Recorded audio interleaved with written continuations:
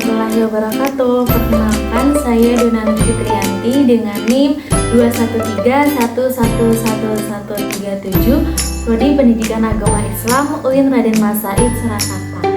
Nah, di video kali ini saya akan mempersembahkan kepada kalian mengenai video micro teaching sejarah kebudayaan Islam di MA kelas 10 dengan subtemanya yaitu substansi dan strategi dakwah Rasulullah Shallallahu Alaihi Wasallam periode Madinah. Nah, bagaimana videonya? Mari kita simak bareng-bareng ya teman-teman. Selamat menikmati.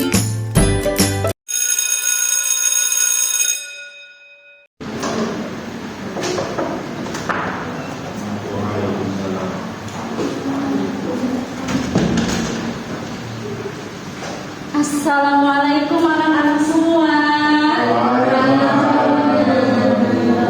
Semangat pagi. Selamat pagi anak-anak semua. Pagi. Bagaimana kabarnya hari ini?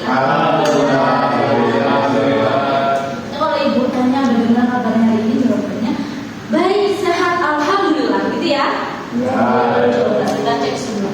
Bagaimana kabarnya hari ini anak-anak? Baik, sehat, alhamdulillah. Oke. Sebelum kita mulai pembelajaran, kita awali dengan baca basmalah bersama-sama, dilanjutkan dengan doa. Kita mulai 1, 2, 3.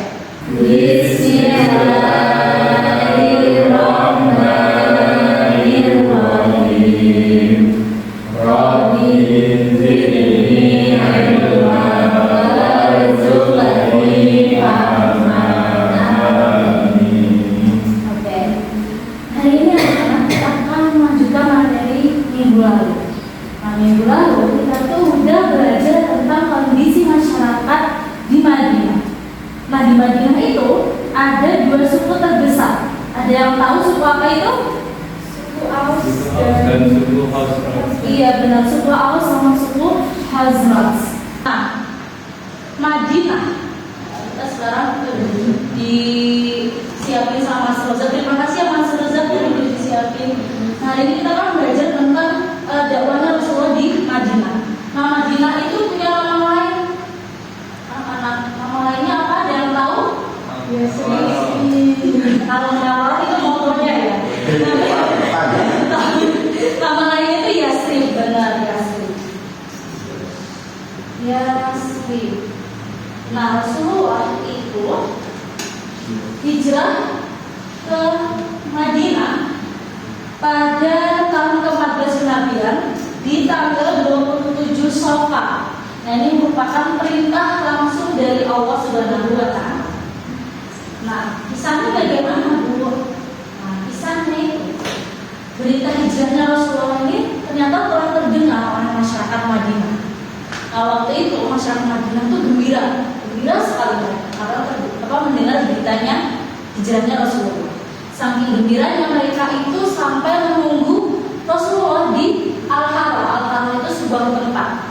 Mereka tuh tiap pagi menunggu Rasulullah di situ, kayak apa ya? Ilustrasinya seperti yang mungkin. Di mana sih Rasulullah kok belum datang ya sampai sekarang? Ini udah panas banget. Apalagi kan kalau di Arab itu kan memang tandus ya. Di Madinah itu kan memang tandus. Nah, saking panasnya, suatu hari itu tuh masyarakat Madinah itu memutuskan untuk pulang. Besok lagi aja nungguinnya, paling besok Rasulullah datang. Akan tetapi ada seorang laki-laki Yahudi yang naik ke atap rumahnya dan melihat ternyata rombongan Rasulullah dan sahabat itu telah datang dari kejauhan. Terus dia itu memanggil masyarakat Madinah, orang Madinah itu Rasulullah udah datang. Nah, akhirnya Rasulullah itu datang dari Jumat tanggal 12 Rabiul Awal. Nah, saking gembiranya masyarakat Madinah, sampai perempuan Madinah itu membuat syair. Nah, syairnya ini, ada yang pernah dengar syairnya ini? Fala al-Badru. Biasanya orang-orang tuh nyanyi ini ya. Berarti tahu ya syairnya? Kita nyanyi bareng-bareng, tahu? Oke. Kita mulai ya. 1, 2, 3.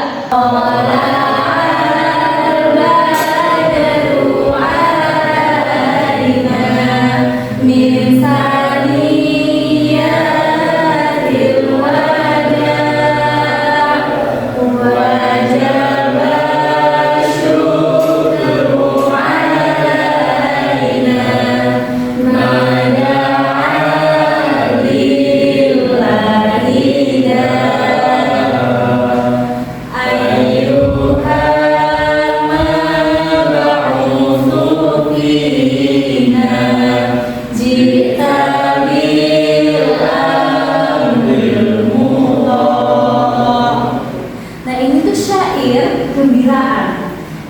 saking gembiranya orang-orang Madinah itu menyambut Rasulullah dengan syair. Nah, setelah itu, setelah datang Rasulullah, itu tuh langsung memprioritaskan dirinya untuk membangun tatanan masyarakat di Madinah. Hal yang pertama yang dilakukan itu adalah pembangunan masjid. Nah, dipisahkan, jadi pas waktu masuk nih, dan masuk ke pintu gerbangnya, Rasulullah bersama umatnya itu jalan ke setiap rumah masyarakat Madinah. Nah, Rasulullah membiarkan umatnya untuk berjalan sampai berhenti di suatu tempat. Kayak nanti itu Rasulullah itu membiarkan umatnya mau berhenti di mana aja, tergantung umatnya. Karena umatnya itu sudah diperintahkan oleh Allah untuk berhenti di suatu tempat. Nah, akhirnya umatnya itu berhenti di suatu rumah. Rumahnya itu rumah anak yatim. Ada yang tahu anak yatimnya itu siapa? Tahu nggak? Salah bentuk. Iya bener Mas Iksan, udah belajar ya di luar? Sudah. Oh, Masya Allah, aku tahu dong. Nah, namanya itu Sabel dan Suhail. Nah, ini kemudian Rasulullah membangun masjid yang kita kenal sekarang dengan nama Masjid Nabawi. Siapa yang udah pernah ke sana? Ada yang pernah? Belum, bulan depan. Insya Allah. Kita bareng-bareng Insya Allah ya, nanti siapa tahu bisa ke sana. Nah, langkah atau strategi dakwah Rasulullah yang kedua bisa dibacakan, coba Mbak Raisika. Yang kedua yaitu mempersaudarakan kaum muslim, yaitu suku Aus dan Khazraj serta kaum Ansor dengan kaum Muhajirin. Iya, mempersaudarakan kaum muslim. Tadi kan di Madinah ada dua suku terbesar, Aus sama Khazraj. Nah, dua suku ini tuh selalu bertikai sebelum adanya Rasulullah di Madinah. Nah, akhirnya kedua suku ini meminta Rasulullah itu menjadi pemimpin di Madinah dan mempersatukan keduanya melalui perjanjian apa? Belum tahu? Al-Taubah. Al-Taubah. Nah, itu mempersatukan suku Aus dan suku Khazraj. Kemudian ada mempersatukan atau mempersaudarakan kaum Ansor dan kaum Muhajirin. Kaum Ansor itu disebut dengan kaum apa? Anak-anak ada yang tahu? Nama lainnya? Penolong. Itu kaum Ansor itu penolong, yaitu masyarakat Madinah itu sendiri. Kalau Muhajirin itu berarti orang-orang yang orang bekerja, orang-orang berhijrah. Berarti itu sahabat dan juga Rasulullah. Nah, kemudian strategi yang ketiga, coba Mbak Cindy. Membentuk tatanan masyarakat. Iya, strateginya Rasulullah untuk tatanan masyarakat melalui Piagam Madinah. Nah, Piagam Madinah ini berupa perjanjian antara kaum Yahudi dan juga kaum Muslim. Nah, di situ intinya harus saling bertoleransi, takun dihukum berbalik. Kemudian strategi dakwah yang terakhir yaitu penanaman nilai-nilai moral. Karena di Madinah itu sudah banyak yang menganut agama Islam, jadi Rasulullah itu nggak harus mengajari syahadat atau Allah itu esa, itu nggak perlu, karena mereka sudah meyakini. Jadi Rasulullah itu lebih mengajari tentang adab-adab bagaimana bertetangga, kemudian juga berkeluarga, serta bertoleransi. Seperti itu.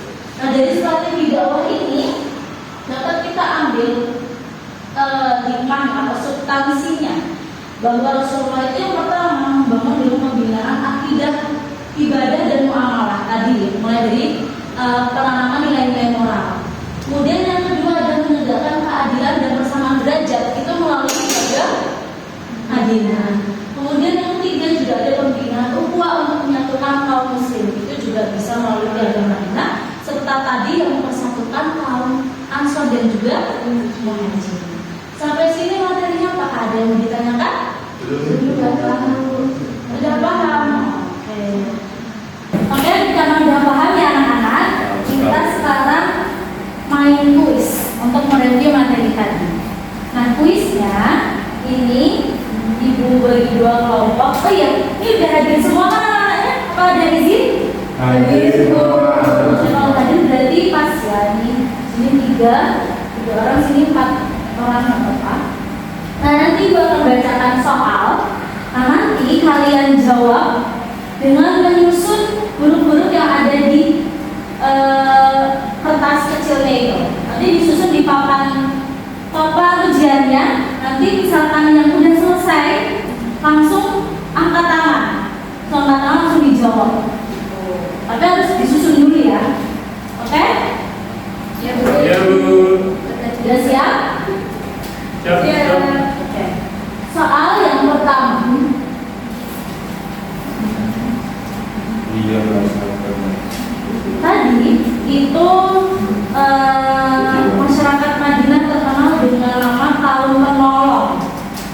penolong itu disebut dengan kaum apa anak-anak? Ayo coba disusun. Ayo disusun.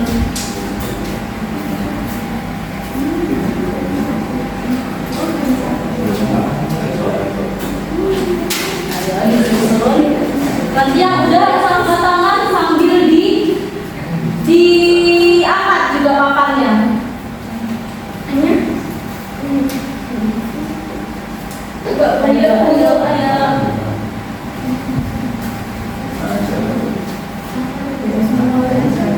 Kamu apakah itu? Gereja kalau misalkan kamu. Udah, kalau udah kata langsung diangkat papannya. Oke. Kelompok dua ya, benar tahu kan? Ansor. Oke, soal yang kedua. Di kelompok satu ya. Nomor 2 itu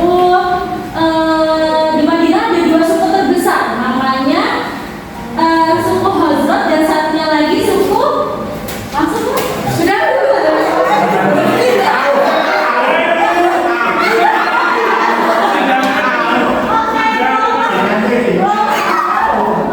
2 ya. Oke.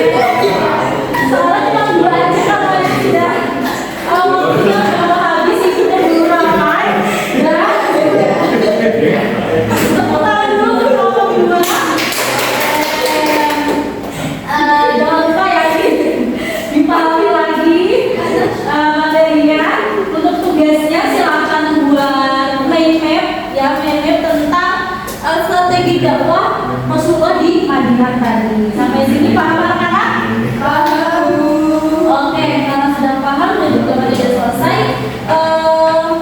Jadi kesimpulannya yang Madinah itu kan tempat yang sangat bagus yang diberitakan Allah untuk Rasulullah hijrah ke Madinah. Nah di situ ada Rasulullah menata masyarakat dengan membuat masjid, kemudian ada piagam Madinah untuk mempersatukan umat Muslim dan umat Yahudi juga yang ada di Madinah. Sampai sini Ibu cukupkan. Terima kasih atas perhatiannya. Kita tutup dengan baca hamdalah dan doa kafaratul majlis. Alhamdulillahirabbil alamin. Subhanakallahumma wa bihamdika asyhadu an la ilaha illa anta astaghfiruka wa atubu ilaik. Terima kasih. Wassalamualaikum warahmatullahi wabarakatuh. Terima kasih.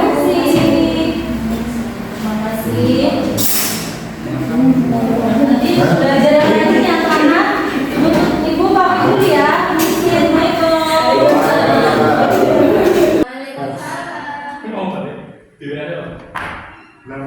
Kelompok siji. Ya,